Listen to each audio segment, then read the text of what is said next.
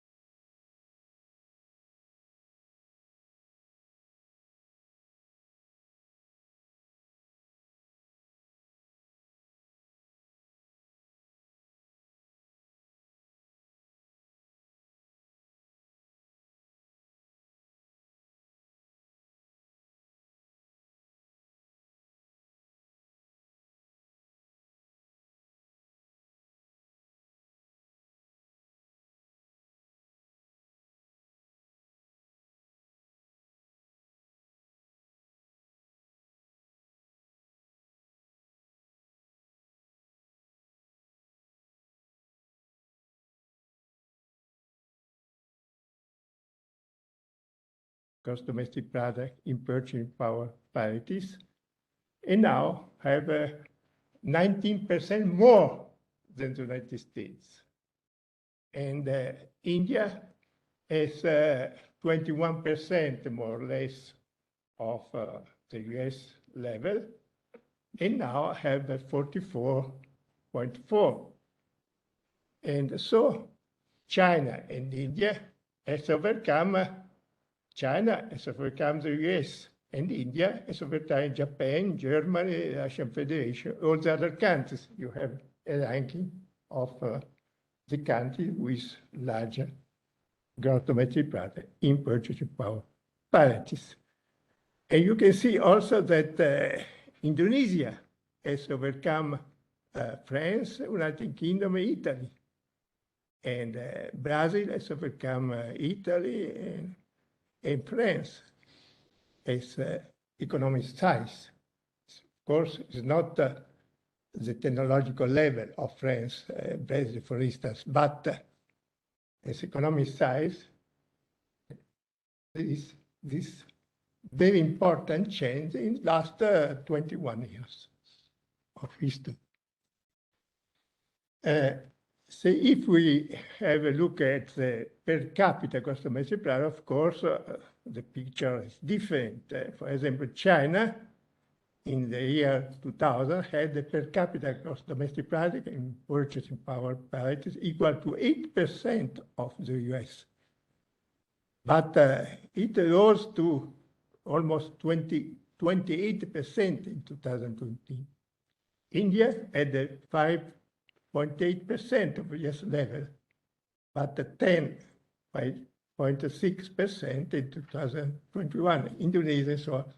So in this period, there was a complete change in the equilibrium, the economic equilibrium between the countries, the major countries. The rapid catching up in per capita gross domestic product in some emerging countries, largely due to rapidly catching up in productivity, labor productivity, and overall productivity, global productivity, at least in the formal part of the economy, because some countries have an informal part of the economy that has much lower productivity than the formal part of the economy. Also mainly due to industrialization, the scale economies, and the rise of some modern services, and to its increase in physical human capital at the technological level, and to a positive insertion, when it was positive, in the globalization program.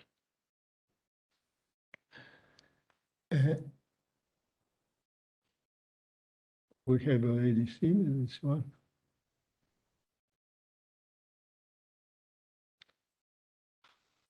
If we have a more direct confrontation between USA and China, the United States and China, with selected indicator, you can see that while the population of China has been always more or less for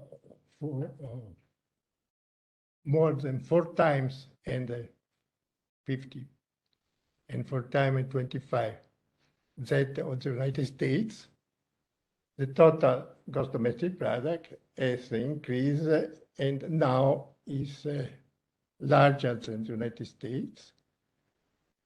Per capita we have already seen, and productivity measured by gross domestic product per person employed was 6% more or less in China in 2000, and now is 24.5, almost 25% of the US.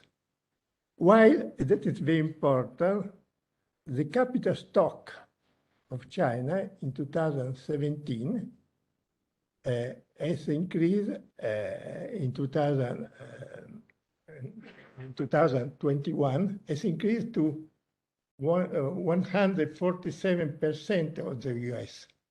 So now the capital stock of China is not only much larger than the capital stock of the United States, but also more modern, because it depends on an accumulation of capital more recent than the United States.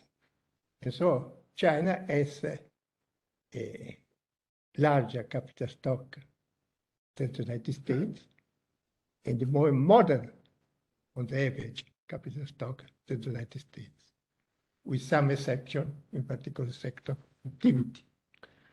And also for, you can see that also more or less China has now about the double of the gross capital formation as percent of gross domestic product than the United States. So every year, the difference in capital stock enlarges very rapidly. For human capital, as measured by the rough indicator like the mean years of schooling of adult population, China was very late, had a much lower level than the United States in 2000. But if you look at the expected year of schooling, the gap is decreasing very, very much. 14% for China, 16% for the United States. And also for spending in research and development as percentage of gross domestic product, China in 2000 has 0.9%. Now has 2.4% more than the European Union, that is about 2%, much more than Italy, it is about 1.5%, and much closer to the United States, that has increased from 2.6 to 3.4, but much less increase than China in the same period. So the gap is reducing. In terms of military force, when we look at the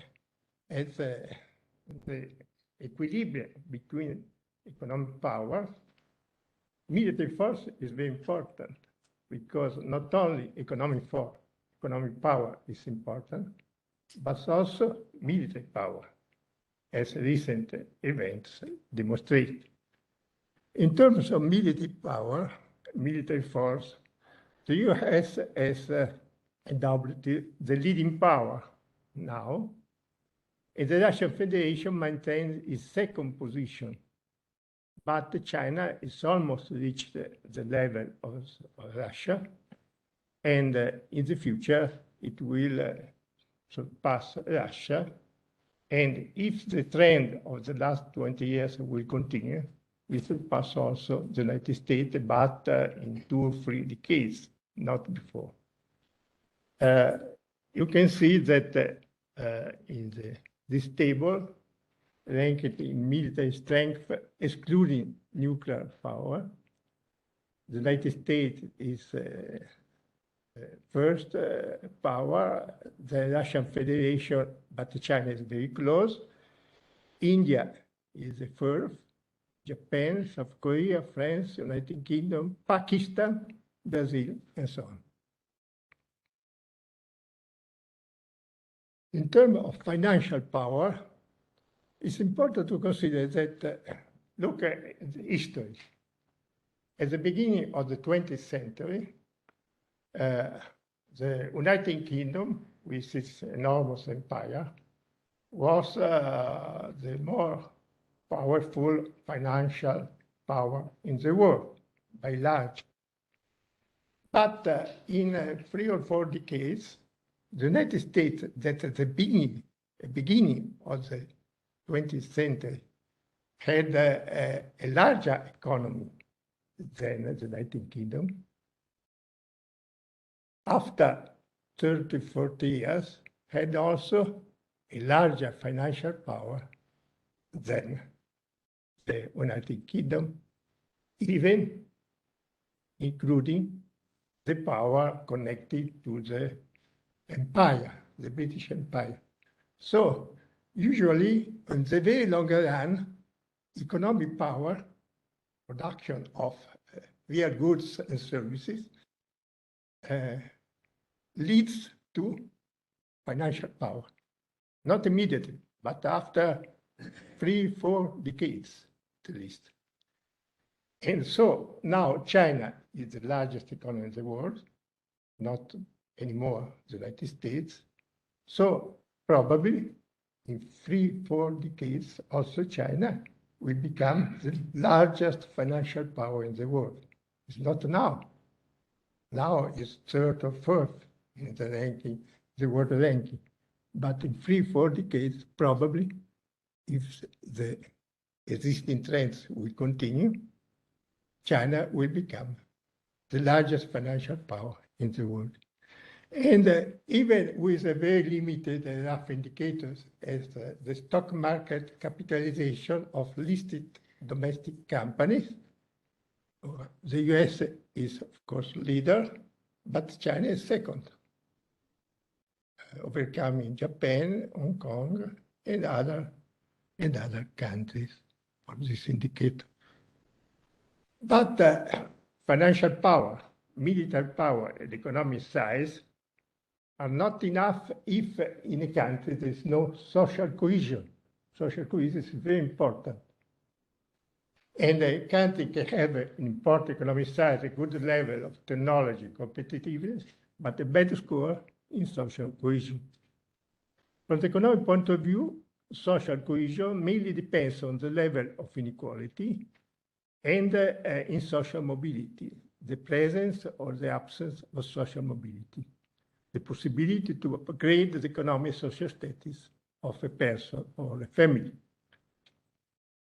From 2000 to 2021, within country, global income inequality has badly increased, while between country inequality has decreased. The US, Japan, and some European Union countries, as well as in China, India, Brazil, Indonesia, South Korea, the percentage of total income going to the top 10% of population has increased, while the percentage going to the bottom 50% has decreased or stagnated.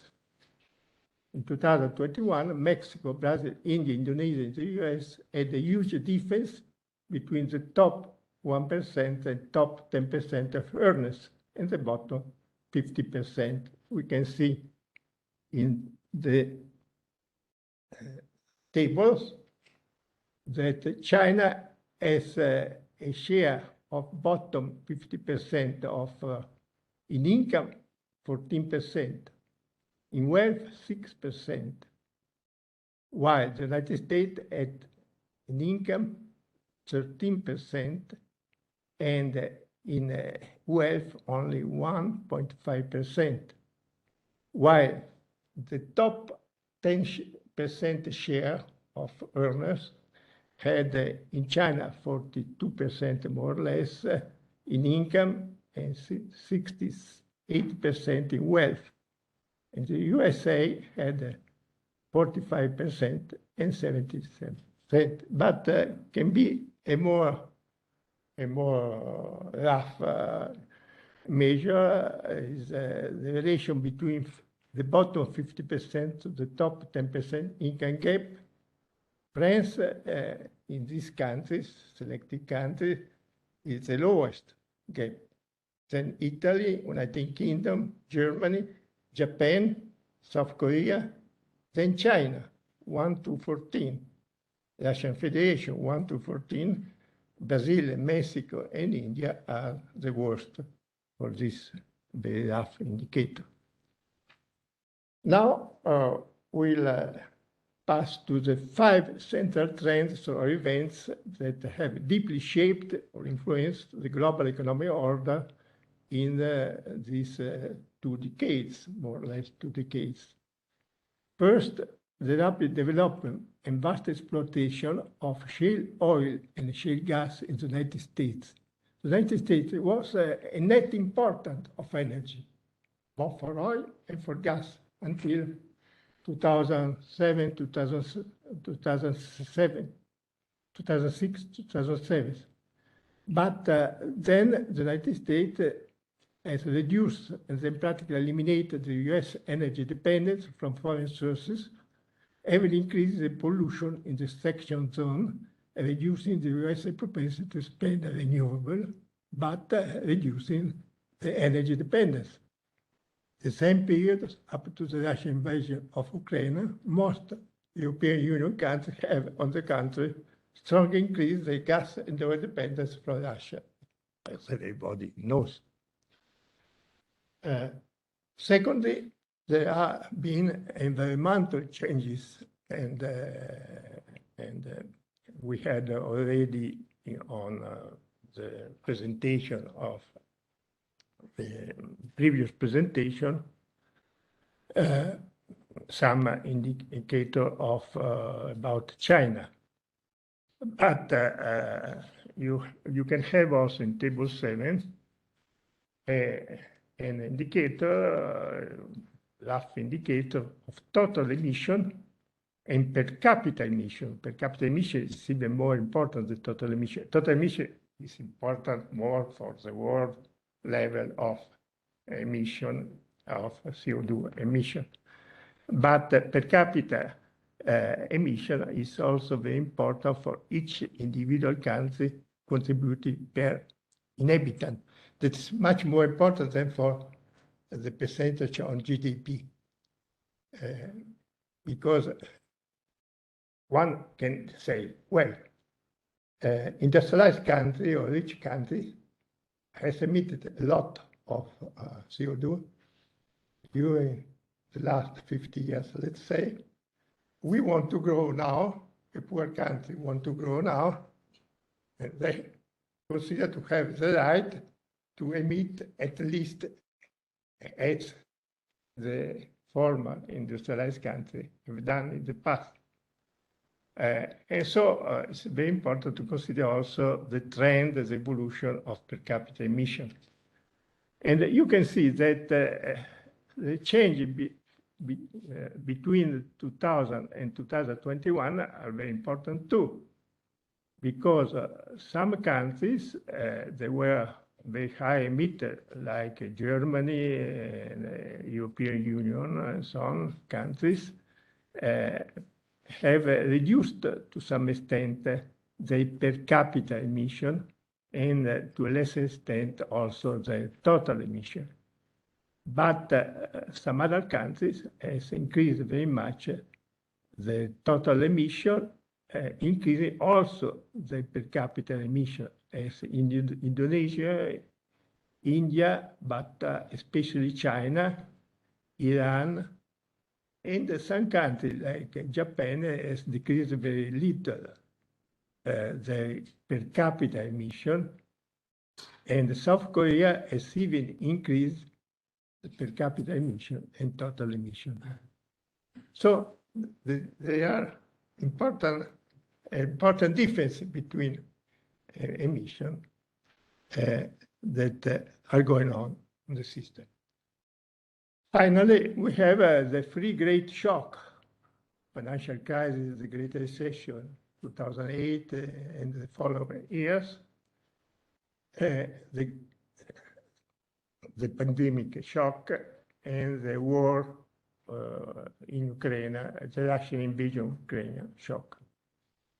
Four great lessons from this crisis have been largely forgotten or overlooked. The 2007-2008 US financial crisis and the consequent Great Recession are basically due to the deregulation of the financial system since the 90s in the United States and also in other countries, and 2 decades of excessive financialization of the world economy. Little has been made to structure and face these two problems, even up to now. And also in the United States, the Obama reform was very timid in face of this gigantic problem. Moreover, the austerity measures following most countries at the start of the Great Recession have proved to be as fuel thrown on the fire of economic crisis. Therefore, we must devise a mechanism which can sustain the economy during the crisis and restore stability during the expansion, like Keynes taught us, but in this period we have forgotten what Keynes had written decades before.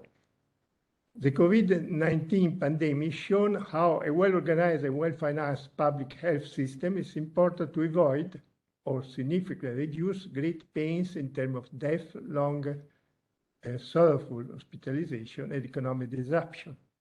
For instance, Germany, Japan, and South Korea had much more beds, hospital beds.